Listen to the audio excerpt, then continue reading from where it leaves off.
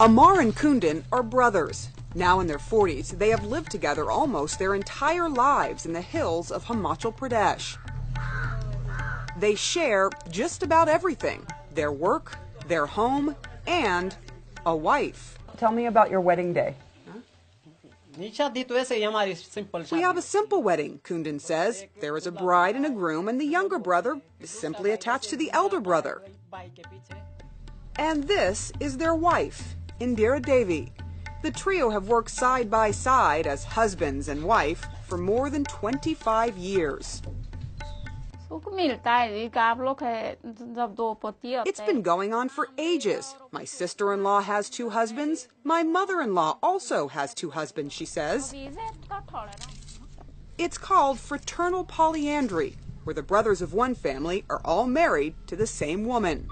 It's not common in most of India, but still flourishes in remote parts of the Himalayas. There are about 200 families in this steep hillside village that function pretty much the same, although some wives have 3 or 4 husbands, depending on how many brothers there are.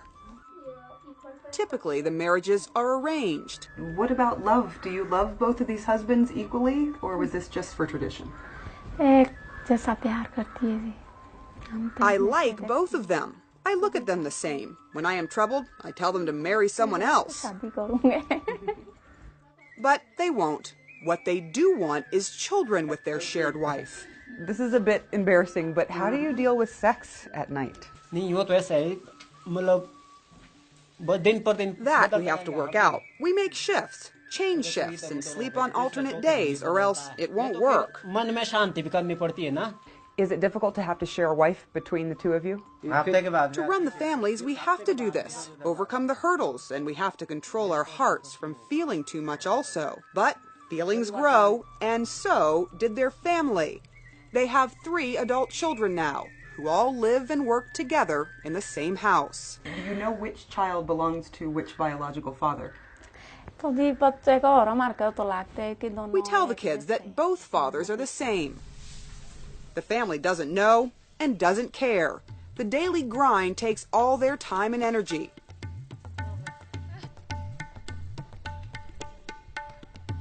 There is no room for vehicles here, so everything is carried by head and hand. Life is simple.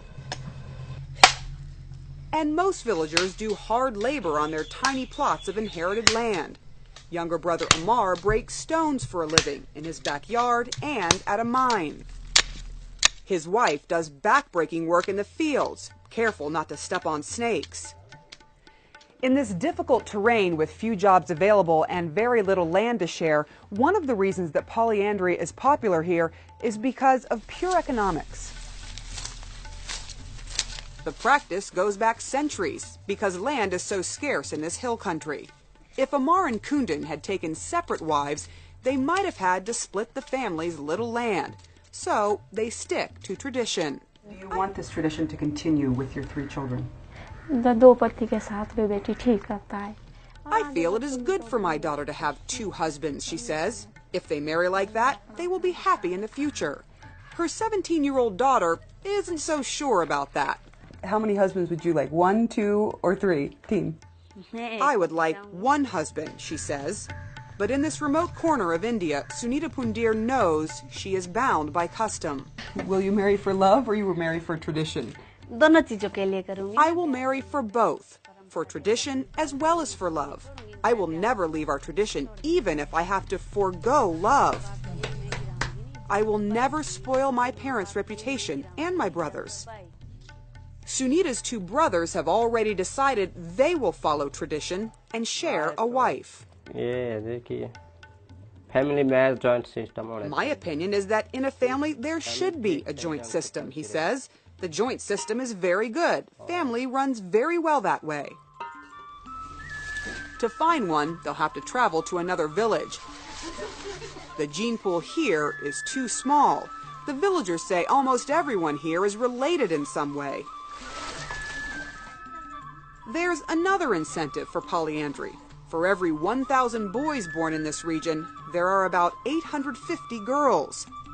As education and India's rapid modernization seep into this hill country, though, its ancient traditions may fade away.